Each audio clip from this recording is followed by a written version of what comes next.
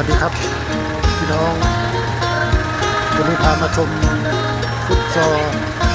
ฟุตกระชับมิตรระหว่างโรงเรียนเมืองชัยภูมิกับโรงเรียนอุบลรัตนราชกัญญานครราชสีมาครับผม